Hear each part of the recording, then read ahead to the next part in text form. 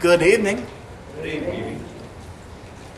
I'm grateful that you all have chosen on this Sunday night to come and to study God's Word together with us and to worship the Lord in spirit and in truth. There's a lot of things you could be doing on a Sunday evening, but you made the choice to be here, and that shows wisdom, that shows some level of spirituality on your part, and I hope a lot of spirituality, I hope a lot of faith, that you're willing to be here, to be with the brethren and worship the Lord in spirit and in truth. That's what we strive to do. We strive to do all things according to the way that God has commanded us, because He is worthy of all obedience and all praise and all honor and all glory. Go ahead and turn over to Genesis chapter 40. Genesis chapter 40. Before I get into my sermon this evening, one thing I did not mention in regard to the song leading class. Tonight is the last night to sign up for the song leading class if you have not already, so go ahead and take advantage of that. After tonight, I will be sending out assignments that are due next Sunday when we have the class. And another thing I keep forgetting to mention is, yes, ladies are welcome to the class. Obviously, you will not be participating in the song leading aspect of it, but there will be some musical aspects taught in the class, and so if you want to learn more about music for the sake of congregational singing, you are welcome to come and sit and listen to that when we do have those classes. So I wanted to make that transparent and let everybody know that that's totally fine if you want to sit in as a lady. In Genesis chapter 40, we are continuing the story of Joseph, or as the writer of Genesis, Moses, says, the generations of Jacob. And so we're continuing this thought of really how does Jacob's family go from being in Canaan to eventually they're going to settle in Egypt. And as Moses is writing this, he's writing to the Israelites, informing them of their history. This is 400 years after all this has transpired, and so maybe some of them didn't know. And so they're being informed about their history and how they came to be in this land and all that has transpired. And so in Genesis chapter 40, we're continuing the story of Joseph.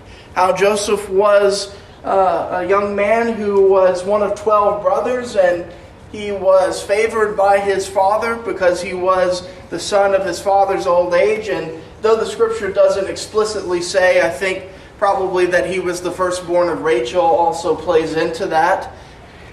And Joseph was an impressive young man, and Jacob definitely saw that. He put him in charge over his other brothers who were older than him, and he gave a bad report on them. He also had some dreams that seemed to indicate that he was going to be ruling over his brothers and even his father at some point. And all of these things came together to create jealousy in Joseph's brothers. And they were so jealous of him that they wanted to kill him, but they were persuaded first by Reuben to put him in a pit.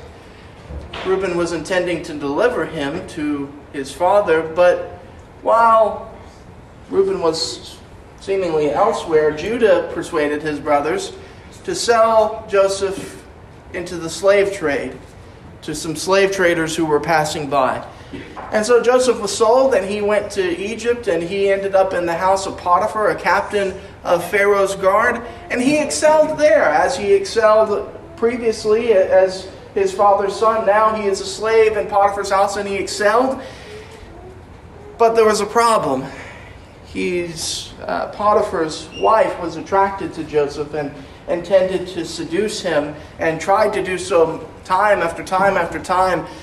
Eventually she saw that she was not going to have this happen, and one time she grabs him by his cloak and intending to not let go, tries to seduce him once more, and he flees, leaving his cloak in her hand. And so now she's left have to explain this, and she accuses Joseph of forcing himself upon her. And Joseph is thrown into prison by his master Potiphar for what Potiphar's wife said that Joseph did. So Joseph is now an innocent man in prison. But the last thing that we read in chapter 39 is that he continued to excel. But it wasn't just Joseph. God was with Joseph. That's what we continue to read over and over in this account of Joseph, is that God was with Joseph because of Joseph's righteousness, because Joseph was an excellent and character type of man. And he was put in charge over the prisoners. The chief of the prisoners put Joseph in charge of the prison. And so everything was under Joseph's control. And that's where we come into Genesis chapter 40. Let's start reading in verse 1. Then it came about after these things, the cupbearer and the baker for the king of Egypt offended their lord, the king of Egypt. Pharaoh was furious with his two officials, the chief cupbearer and the chief baker. So he put them in confinement in the house of the captain of the bodyguard in the jail, the same place where Joseph was imprisoned. The captain of the bodyguard put Joseph in charge of them, and he took care of them, and they were in confinement for some time. So we read about two officials. My translation says the cupbearer and the baker. Some translations will call the cupbearer the butler, but cupbearer is probably a better description of his job. The cupbearer was in charge of all of the king's food and drink to make sure that it was not poisoned, and so he was in a trusted position. We'll read of the Bible character Nehemiah, who was also a cupbearer for the king of Persia. But here we read of the chief cupbearer and baker for Pharaoh, king of Egypt. And it says that they offended their lord. We're not told what they did. And kings are known to be quite capricious, quite easy to offend. You know, they could have been wearing socks with sandals for all we know. But something they did offended their lord to the point that he was furious with his two officials. Now, a while back, I preached a lesson on Joseph, and I talked about the providence of God in Joseph's story. It's something that is just all over the story of Joseph, is God's providence for his people, how he was using the circumstances of Joseph to eventually get Jacob's family to Egypt, because that's where they needed to be for future events to unfold. But here we see one tool that's being used is Pharaoh's fury. He gets upset for whatever reason with two of his trusted officials, and he puts them into prison. And this kind of moves things further along in Joseph's story, so to speak. Not just any prison, though. The prison, the same place where Joseph was imprisoned. And so they come to be in the same prison, wherever that was, that Joseph is imprisoned. But he's not just in prison there, he's in charge of them. Remember, he's risen to the top in the prison. The captain of the bodyguard put Joseph in charge of them. And so this kind of sets the stage for what is to happen next. Joseph would see these men every single day and was charged with taking care of them, making sure that they're okay and that they're surviving. Obviously, they're in prison, but most prison systems are not barbaric. You want to make sure that your prisoners are healthy and in good health. And so this was the case here. Keep reading with me in verse 5. Then the cupbearer and the baker for the king of Egypt, who were confined in jail, both had a dream the same night. Each man with his own dream, and each dream with his own interpretation. When Joseph came to them in the morning and observed them, behold, they were dejected. He asked Pharaoh's officials who were with him in confinement in his master's house, "Why are your faces so sad today?" Then they said to him, We have had a dream, and there is no one to interpret it." Then Joseph said to them, "Do not interpretations belong to God? Tell it to me, please." Stopping there for just a moment, we want to notice that dreams come into play again. Dreams have already had a place in the story of Joseph. You remember I talked about the dreams that Joseph had. He had two dreams. One was some stalks of wheat that were bowing down to his stalk of wheat. The other was the sun and moon and stars, and they were all bowing down to Joseph. And here we have more dreams that are coming into play, and dreams will continue to be an important thing as we move along. And this is not something that we think about today. This is not really something that typically is in our culture. But in this culture, they thought of dreams as messages from the gods. Whether you're talking about the Egyptians and thinking that the dreams were coming from their gods, or even Joseph and Jacob seemed to think that their dreams came from God, and in some cases they did. Well, that's the thought process that is prevailing here. And so the cupbearer and the baker, they have some strange dreams, and they become troubled. They're upset about these dreams. They are perhaps even worried about them, what they mean. They become dejected. Joseph came to them in the morning, observed them. Behold, they were dejected. And they had sad faces on it. And so Joseph asked them, "Why are your faces so sad today?" One thing I want to highlight is Joseph's care for these prisoners. He has been put in charge of all the prisoners in this prison. And Joseph is not only seeing to his duty, but I see actual genuine empathy here. He truly cares for these men, not just as a responsibility, but because of, again, his moral character. That's something we see throughout the story of Joseph, is his moral character causes him to rise above and beyond what he's been asked. And that's what I think is going on here. These men were not sick. They were not wounded or unhealthy in any way. And so Joseph could have left good enough alone and just let them go about their day and continue to be dejected.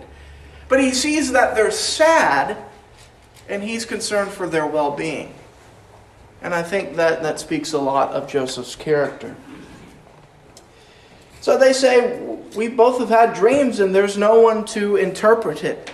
In this culture, we'll see later on, there are sorcerers, magicians, and wise men who would claim to interpret dreams for the gods. And usually what we see is that they are falsely doing so. But nobody is in the prison who can interpret dreams, and so they're sad about that. They're worried about that. But Joseph understands. He says, "Do not interpretations belong to God?" He says, "God has given you this dream. The interpretation belongs to him. Maybe I can help with that." Joseph seemed to understand that God was with him, and God gave him this ability to interpret dreams. So he asked them to tell the dreams. Keep reading with me in verse 9. So the chief cupbearer told his dream to Joseph and said to him, "In my dream, behold, there was a vine in front of me. And on the vine were 3 branches, and as it was budding, its blossoms came out, and its clusters produced ripe grapes.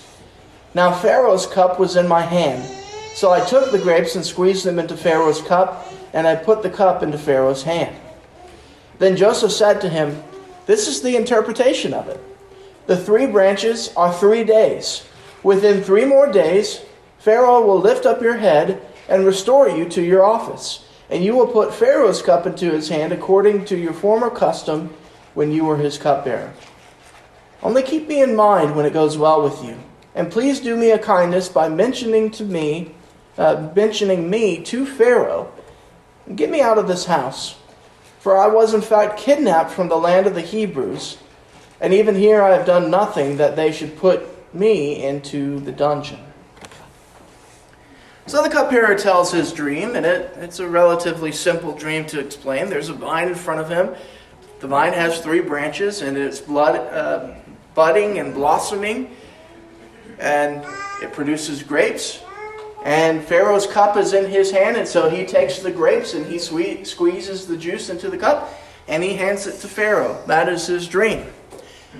Joseph interprets that the 3 branches represent 3 days, and that Pharaoh is going to lift up his head, and he's going to be restored to his position like he was before. But then we see something in Joseph's mind. He says, you're going to be restored to your position, and when that happens, I want you to remember me. Please do me a kindness by mentioning me to Pharaoh. Get me out of this place. He says, I was kidnapped from the land of the Hebrews. I was innocent. I didn't do anything wrong to be put in this place. And so once you're restored to your position, please remember me. And what I get out of this is that Joseph still has hope. And you think about Joseph's circumstances, that he goes from being hated by his brothers to put into a pit and mistreated, and then sold into the slave trade, and then sold into Potiphar's house, and then put into prison. Every step of the way, Joseph has suffered defeat after defeat. Nothing is going right for Joseph in a lot of respects. Yes, he keeps rising to the top, but his position gets lower and lower. He's rising to the top of less and less each time. And so, it's amazing to me that Joseph still has hope. That Joseph looks at his situation and says, you know what, it can get better. Because that's not Joseph's experience so far. Joseph has no reason from previous experience to say, hey, it can get better. And I think that should be a lesson to us, one that we'll touch on later. Keep reading with me in verse 16. When the chief baker saw that he had interpreted favorably, he said to Joseph, I also saw in my dream, and behold, there were 3 baskets of white bread on my head. And in the top basket there were some of all sorts of baked food for Pharaoh, and the birds were eating them out of the basket on my head. Then Joseph answered and said, this is the interpretation. The 3 baskets are 3 days. Within 3 more days, Pharaoh will lift up your head from you and will hang you on a tree, and the birds will eat your flesh off of you. Thus it came about on the 3rd day, which was Pharaoh's birthday, that he made a feast for all his servants, and he lifted up the head of the chief cupbearer and the head of the chief baker among his servants. He restored the chief cupbearer to his office, and he put the cup into his Pharaoh's hand. But he hanged the chief baker, just as Joseph had interpreted to them. Yet the chief cupbearer did not remember Joseph, but forgot him. So the baker's dream is relatively simple as well. He's got 3 baskets of white bread, and in those baskets, the top basket, there was all sorts of baked food for Pharaoh. And he says the birds were eating from the basket, and these baskets were on his head. Joseph interprets, he says the 3 baskets represent 3 days, and Pharaoh is going to lift up his head, but not in the same way that he lifted up the head. He's going to lift up the head of the chief cupbearer, but rather, in a more literal sense, his head will be lifted up from him when he is hanged from a tree, and the birds represented in the dream are going to be the birds that are eating his flesh after he dies. And so this is not a good interpretation. This is not something that is cheerful to think about. But we really don't know all the situation of what's going on here. It may be that the chief cupbearer was a good man, a righteous man, and the chief baker was a wicked man. Or it could be that this was an injustice. We just don't know. But this is what happened to each of these men. as Joseph interpreted these dreams, the interpretations came true. And that is extremely important because it shows that God, once again, was with Joseph. Joseph said the interpretations belong to God, and they do. And so when Joseph gives the proper interpretation, that shows that God is with him. And that should have made an impression upon the chief cupbearer. Of course, probably made an impression upon the chief baker as well. But not enough for him to be remembered. Sorry, that should have been highlighted there. Chief cupbearer forgets all about Joseph, does not mention him to his master, does not seek to get Joseph out of prison. When it says did not remember, but forgot him, I wonder if it's not necessarily that he just forgot all about who Joseph was, but rather the idea of remembrance in the Bible can be acting upon what you had previously said. When it talks about God remembering someone in the Bible, it's not saying God, a light bulb went off in God's head and said, "Oh, you exist." No, God knows that you exist. The idea of God remembering something is the idea of acting on behalf of something that He said that He was going to do. And so I wonder if that's the case here, that the chief cupbearer didn't just have a lapse in memory, but rather he didn't do what he said he was going to do. Maybe he felt like he had been restored to his position and didn't want to push Pharaoh's buttons any further, and so he just left the issue untouched. I tend to favor that interpretation because if somebody just told me the future, I think I would remember them. Nevertheless, Joseph remains in prison. And we're told in the next chapter that it's going to be 2 full years after these events that Joseph is still in prison. How tough that must have been. To have a glimmer of hope of getting out of a prison that you had no business being in. And yet it's ripped away. Day after day, Joseph's wondering, maybe I'll hear from Pharaoh today. Maybe I'll get to go home. Days turn to weeks. Weeks turn to years. It doesn't happen. But I don't think that we need to necessarily think that at that point Joseph gave up hope. Doesn't seem to be in his character. Because he hadn't given up hope yet. And he had all the reason in the world to. And so the lesson that I want to leave you with this evening is that you need to never give up hope. Sometimes life hits you, and it just keeps hitting you. As it was doing to Joseph. Life just kept hitting him. And there was a purpose behind it. A purpose that he had not yet seen, but he will eventually see. To spoil the end of the story, Joseph's brothers come to him, and Joseph recognizes them, but they don't recognize Joseph. And through a series of events, Joseph sees, I need to bring my family to Egypt. And he says to his brothers, don't be worried about what you've done. I see that it wasn't you who sent me to Egypt, but God sent me ahead of you to preserve your life. And so God was working even in these dark times in Joseph's life.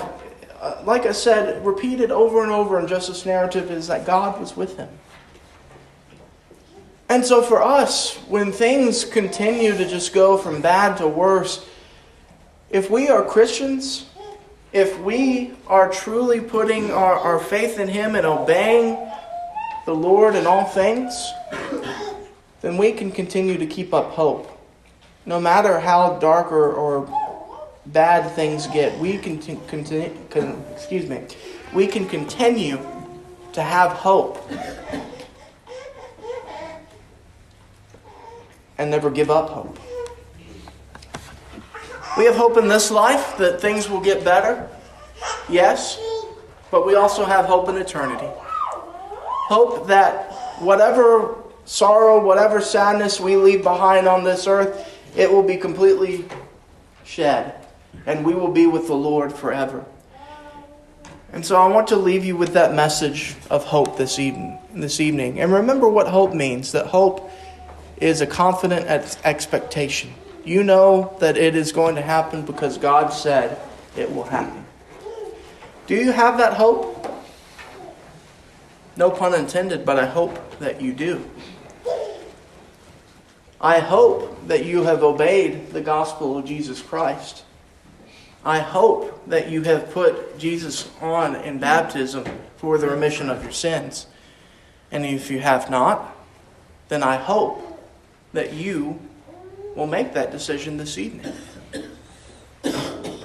If you are a Christian, perhaps you have strayed, perhaps you need the prayers of the saints, I hope that you will come forward, acknowledging whatever your needs are, whatever your faults are, and asking for prayers on your behalf. We can go to God on your behalf in prayer. And as James chapter 5 says, and the prayer of faith will save the sick. I believe it's talking about spiritual sickness there. And so if you have any need this evening, if you need something to be done about your salvation, if you need to make restitution for sins that you've committed, won't you come while we stand and while we sing?